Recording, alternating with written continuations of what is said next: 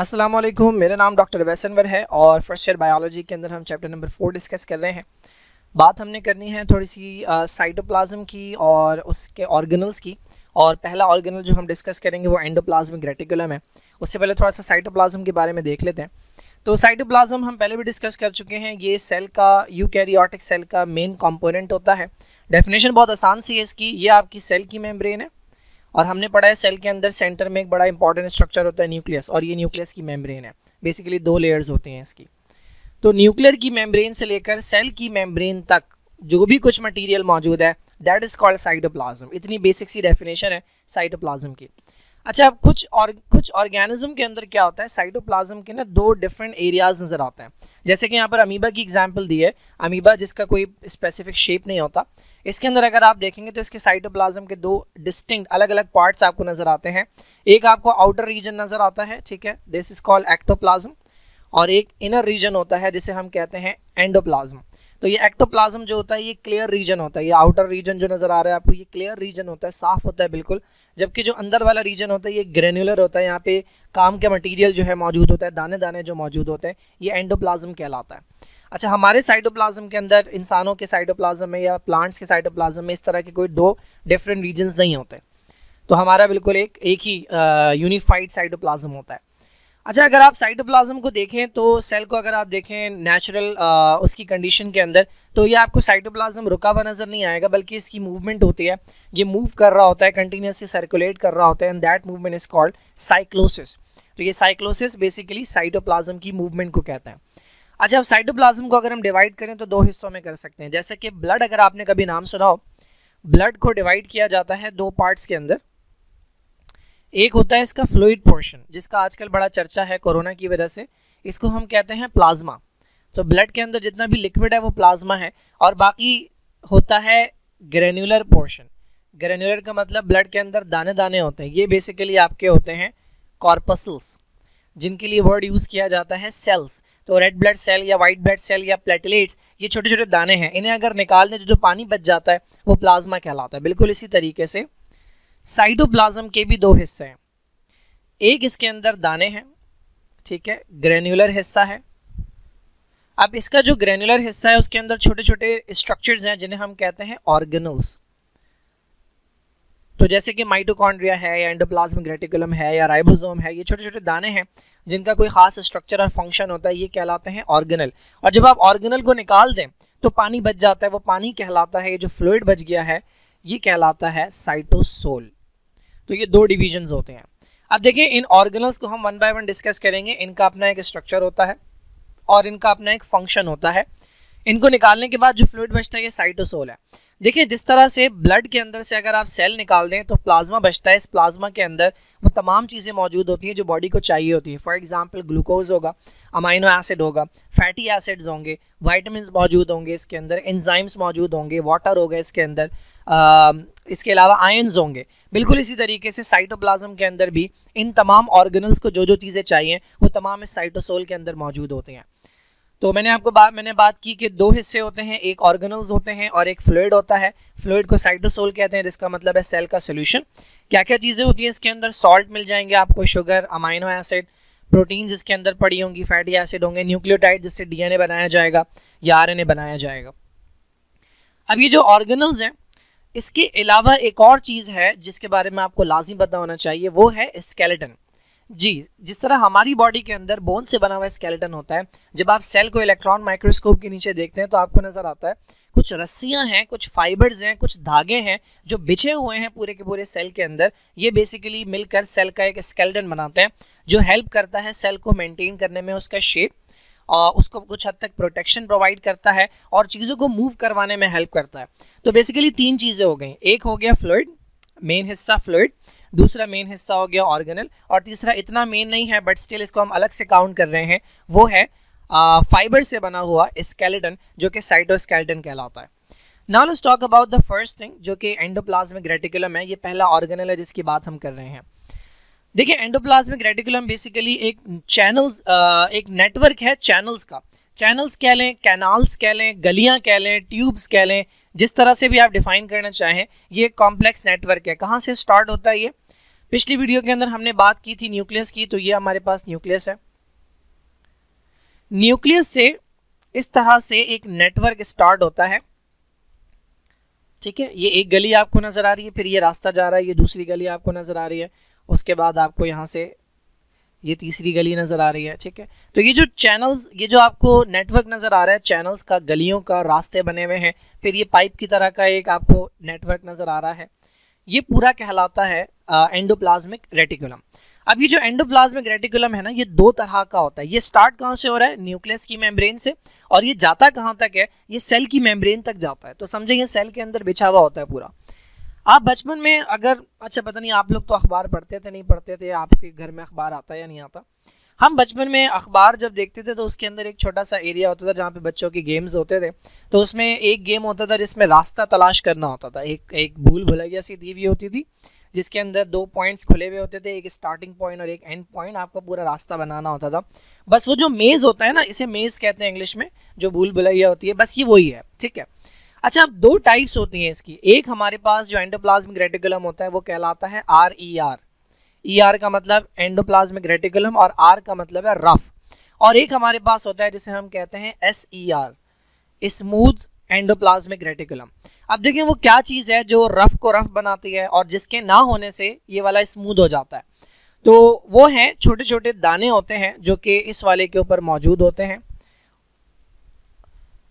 जो कि इसकी सरफेस को रफ बना देते हैं। ये दाने कहलाते हैं राइबोसोम्स।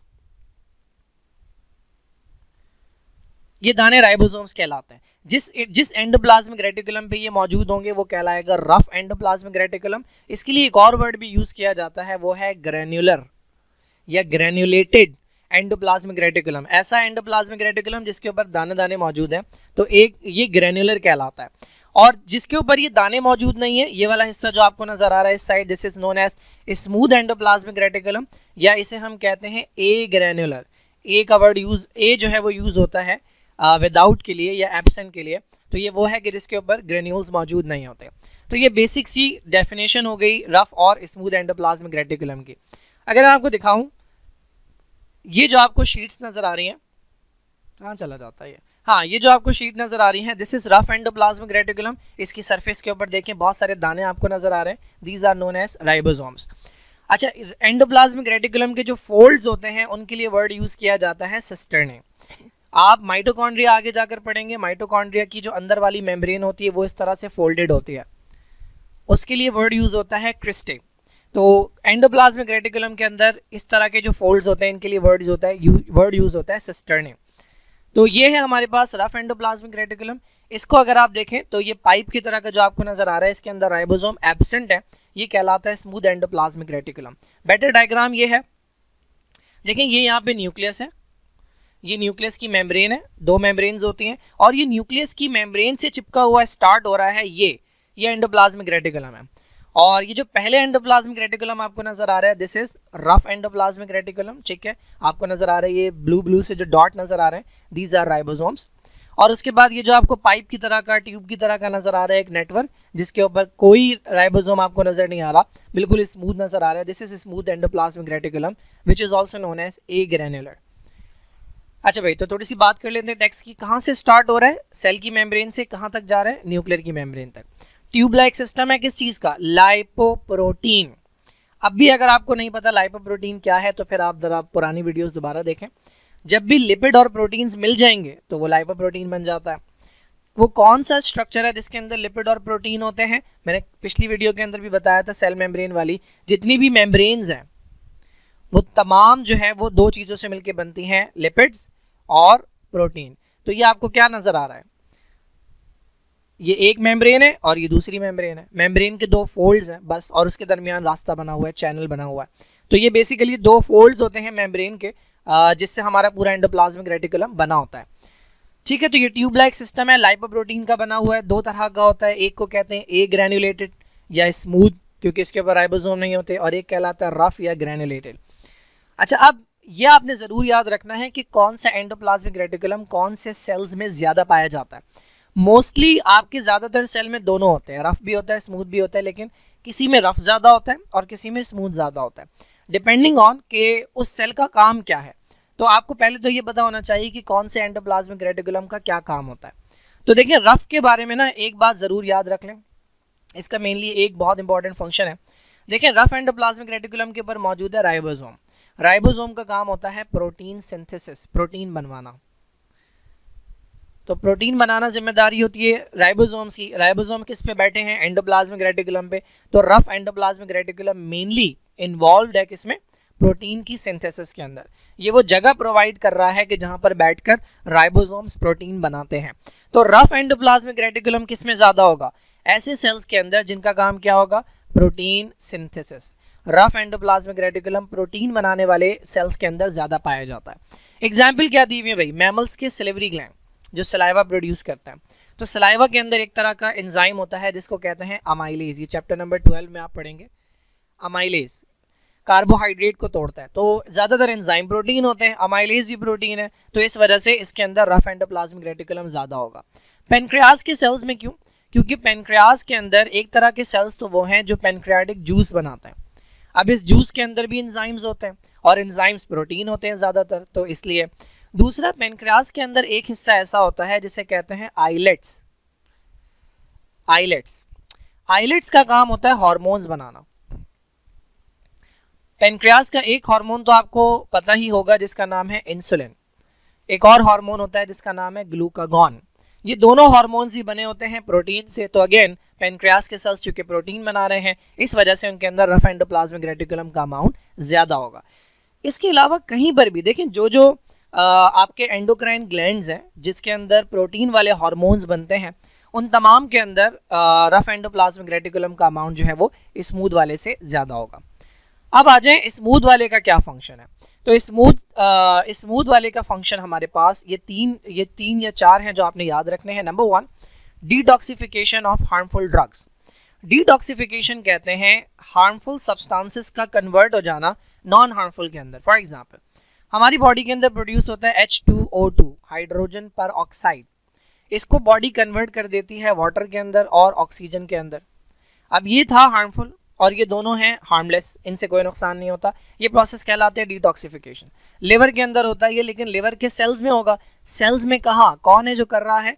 ये स्मूथ एंडोप्लाज्मिक रेटिकुलम। ये तो डिटॉक्सिफिकेशन एक काम है। दूसरा काम क्या है? Storage and release of calcium. देखिए भाई, आपका जो मसल है वो तब तक कॉन्ट्रैक्ट नहीं होता जब तक उसके पास ब्रेन से मैसेज ना आए। इस मैसेज को कहते हैं नर्व इम्पल्स। जैसे ही मैसेज आता है, मसल्स के अंदर मौजूद होता है स्मूथ एंडोप्लाज्मिक रेटिकुलम। इसके अंदर भरा हुआ होता है कैल्शियम। ठीक है, इसके पास बहुत सारा कैल्शियम होता है। तो जैसे ही इसके पास मैसेज आता है, ये अपने दरवाजे खोल देता है और ये कैल्शियम बाहर आ जाता है। जैसे ये कैल्शियम बाहर आता है, आपके मसल के अंदर दो तरह की प्रोटीन्स होती हैं, एक्टिन और मायोसिन। ये कैल्शियम जाके इन दोनों को मिलाता है जिसकी वजह से आपका मसल कॉन्ट्रैक्ट करता है। तो कैल्शियम जो मसल कॉन्ट्रैक्शन के लिए चाहिए वो स्टोर कहाँ होता है? स्मूथ एंडोप्लाज्मिक रेटिकुलम में, और रिलीज भी वहीं से होता है। जब मसल कॉन्ट्रैक्शन हो जाती है, देखिए जब मसल कॉन्ट्रैक्शन करवानी है तो रिलीज हो जाएगा, जब मसल कॉन्ट्रैक्ट हो चुका होगा तो वापस इसी में चला जाता है। अच्छा, इसके अलावा मैन्युफैक्चर्ड लिपिड्स। लिपिड्स का जो सिंथेसिस है, लिपिड वो तमाम ऑर्गेनिक मॉलिक्यूल्स है जो पानी में इनसॉल्युबल होते हैं। तो एक तो लिपिड्स आपको खाने में से मिलते हैं। ठीक है, आप जो खाना खाते हैं, एनिमल्स खा रहे हैं, तो उसके अंदर आपको लिपिड मिल जाते हैं। लेकिन अगर आपकी डाइट के अंदर लिपिड कम है तो बॉडी को चूंकि लिपिड्स की ज़रूरत होती है। फॉर एग्जांपल कोलेस्ट्रॉल का नाम आपने सुना होगा। तो कोलेस्ट्रॉल लोग समझते हैं कि बुरा होता है। कोलेस्ट्रॉल बुरा नहीं है, कोलेस्ट्रॉल बहुत इंपॉर्टेंट होता है हमारी बॉडी के लिए। कुछ हार्मोन्स हमारे ऐसे हैं जो कोलेस्ट्रॉल से बनते हैं, लाइक टेस्टोस्टेरॉन है मेल्स के अंदर, या फीमेल्स के अंदर ईस्ट्रोजन है, प्रोजेस्टेरॉन है, या दोनों के अंदर एल्डोस्टेरॉन है या कॉर्टिसोल है। ये हार्मोन सेकेंड ईयर में आप पढ़ेंगे। ये हार्मोन्स जो हैं ये कोलेस्ट्रॉल से बनते हैं। इवन विटामिन डी, मैं आपको दिखाता हूँ पीछे बॉक्स। आपको पता है कि सनलाइट जब पड़ती है हमारी स्किन के ऊपर तो हमें विटामिन डी मिलता है। लोग समझते हैं कि सन से आ रहा है, सन से नहीं आता विटामिन डी। विटामिन डी हमारी बॉडी खुद बनाती है। किस चीज़ से बनाती है? स्किन के अंदर जो कोलेस्ट्रॉल है, स्किन में जो कोलेस्ट्रॉल है कहाँ? स्किन के सेल्स के अंदर, और सेल्स में भी कहाँ? स्मूथ एंडोप्लाज्मिक रेटिकुलम के अंदर जो कोलेस्ट्रॉल है उसे कन्वर्ट किया जाता है विटामिन डी के अंदर। और इस काम के लिए जो एनर्जी मिलती है वो सनलाइट से मिलती है। तो सनलाइट के अंदर विटामिन डी नहीं होता, बल्कि सनलाइट से आप विटामिन डी बनाते हैं। ठीक है, तो ये काम भी स्मूथ एंडोप्लाज्मिक रेटिकुलम के अंदर होता है। विटामिन डी खुद जो है वो कोलेस्ट्रॉल से बन रहा है, तो कोलेस्ट्रॉल नॉर्मल अमाउंट्स के अंदर बहुत ज़रूरी होता है हमारे लिए। तो अगर कोलेस्ट्रॉल आपके खाने के अंदर ना हो तो बॉडी खुद से बना सकती है कोलेस्ट्रॉल। कहाँ होता है ये काम? लिपिड है कोलेस्ट्रॉल, तो लिपिड बनाने का काम होता है स्मूथ एंडोप्लाज्मिक रेटिकुलम का। अच्छा, अब आपने पढ़ लिया कि स्मूथ एंडोप्लाज्मिक रेटिकुलम के क्या फंक्शन है, तो अब आपको समझ आ जाना चाहिए कि ये कौन से सेल्स के अंदर ज़्यादा होंगे। तो भाई रफ एंडोप्लाज्मिक रेटिकुलम था, प्रोटीन बनाने वाले सेल्स में। स्मूथ कहाँ होगा?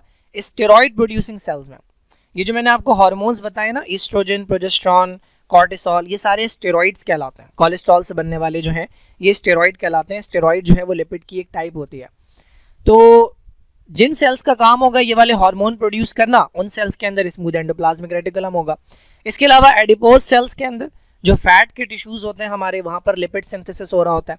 इसके अलावा इंटरस्टिशियल सेल्स के अंदर, इसके अलावा ग्लाइकोजन स्टोरिंग सेल्स, लिवर और मसल्स, ये दो एरियाज ऐसे होते हैं कि जहाँ पर ग्लाइकोजन जमा होता है। ग्लाइकोजन किसे कहते हैं?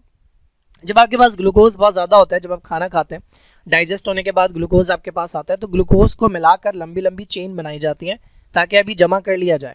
और जब आप खाना नहीं खा रहे होंगे तो इसको तोड़ तोड़ के ग्लूकोज सप्लाई किया जाता है। ये काम लिवर के अंदर भी होता है, ये काम मसल के अंदर भी होता है। तो यहाँ पर स्मूथ एंडोप्लाज्मिक रेटिकुलम मौजूद होते हैं। मसल के अंदर क्यों मौजूद है? अच्छा, लिवर के अंदर क्यों मौजूद है भाई? क्योंकि लिवर काम करता है डिटॉक्सिफिकेशन का। मैंने अभी बताया था कि हार्मफुल को नॉन हार्मफुल में कन्वर्ट करना। मसल के अंदर क्यों मौजूद है स्मूथ एंडोप्लाज्मिक रेटिकुलम?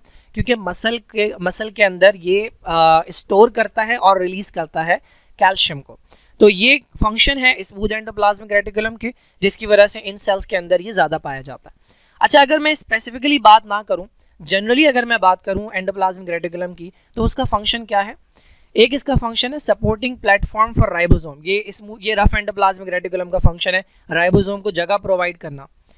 लेकिन इसके अलावा स्ट्रक्चरल फ्रेमवर्क, चूंकि ये सेल के अंदर फैला हुआ है, न्यूक्लियर मेम्ब्रेन से लेकर साइटोप्लाज्म तक फैला हुआ है, तो ये एक स्ट्रक्चरल फ्रेमवर्क प्रोवाइड करता है जो कि कुछ हद तक सपोर्ट के काम आता है। इसके अलावा कंडक्शन पाथवे कुछ चीज़ों के, देखिए ये न्यूक्लियस से स्टार्ट हो रहा है ना, तो न्यूक्लियस से कुछ चीज़ें इसके थ्रू साइटोप्लाज्म में आती हैं और साइटोप्लाज्म से कुछ चीज़ें इसके थ्रू न्यूक्लियस के अंदर जाती हैं। इनमें से एक बहुत इंपॉर्टेंट मॉलिक्यूल है जिसका नाम है RNA, ribonucleic acid. Chapter number 2 के अंदर मैंने थोड़ा सा एक्सप्लेन किया था कि हमारे पास जो न्यूक्लियस होता है उसके अंदर डीएनए होता है। इस डीएनए से बननी होती है प्रोटीन, लेकिन मैंने अभी आपको बताया कि प्रोटीन बनाने वाले राइबोसोम मौजूद होते हैं इसके ऊपर, एंडोप्लाज्मिक रेटिकुलम पे। और एंडोप्लाज्मिक रेटिकुलम कहाँ मौजूद है? ये मौजूद है साइटोप्लाज्म के अंदर। तो डीएनए न्यूक्लियस में है और राइबोसोम साइटोप्लाज्म में। इंफॉर्मेशन डीएनए में है प्रोटीन बनाने की, और प्रोटीन बनाने वाले जो मजदूर हैं वो यहाँ बैठे हैं। तो इंफॉर्मेशन बाहर लाने के लिए डीएनए से एक अदद मॉलिक्यूल बनता है जिसके अंदर इंफॉर्मेशन कॉपी होती है। ये मॉलिक्यूल कहलाता है आरएनए। तो ये आरएनए जो न्यूक्लियस से बाहर आता है वो इसी एंडोप्लाज्मिक रेटिकुलम के जरिए आता है और राइबोसोम्स तक जाता है। तो ये पाथवे प्रोवाइड करता है डिफरेंट मॉलिक्यूल्स को, स्पेशली राइबोन्यूक्लिक एसिड को, ताकि वो न्यूक्लियस से साइटोप्लाज्म तक या राइबोसोम्स तक आ सके। तो ये है हमारे पास एंडोप्लाज्मिक रेटिकुलम। बॉक्स के अंदर एक बात और लिखी हुई है, वो मैं बता दूं। ये तो मैंने बता दिया कि जब सनलाइट पड़ती है हमारी स्किन के ऊपर तो स्मूथ एंडोप्लाज्मिक रेटिकुलम कन्वर्ट करता है कोलेस्ट्रॉल को विटामिन डी के अंदर। अब इन्होंने यहाँ पर एक बात बताई है कि कोई नॉर्थ अफ्रीकन वुमेन है किसी ट्राइब की, कि जो डार्क कपड़े पहनती है बहुत ज़्यादा और फुल लेंथ होती है, यानी पूरी बॉडी कवर होती है। तो जब ये पूरी बॉडी कवर होगी तो इनकी स्किन के ऊपर सनलाइट नहीं पड़ेगी। जब सनलाइट नहीं पड़ेगी तो विटामिन डी नहीं बनेगा। जब विटामिन डी नहीं बनेगा तो चूंकि ये इंपॉर्टेंट होता है vitamin D for the absorption of calcium, जिसकी वजह से बोन्स स्ट्रांग रहती हैं, तो इन खवातीन की बोन्स जो हैं वो सॉफ्ट होती हैं या वीक बोन्स होते हैं। तो अगर आप भी आज से डार्क कपड़े पहनना शुरू कर दें, पूरे कपड़े पहनना शुरू कर दें, या अगर मुसलसल घर में रहना शुरू कर दें, जो कि हमारी खवातीन जो है वो ज़्यादातर वक्त घर में ही गुजारती हैं, तो चांसेस हैं कि आपके अंदर भी विटामिन डी की कमी हो जाए, और जब विटामिन डी की कमी होगी तो बोन्स जो है वो वीक हो जाएंगी और ईजिली फ्रैक्चर हो जाएंगी।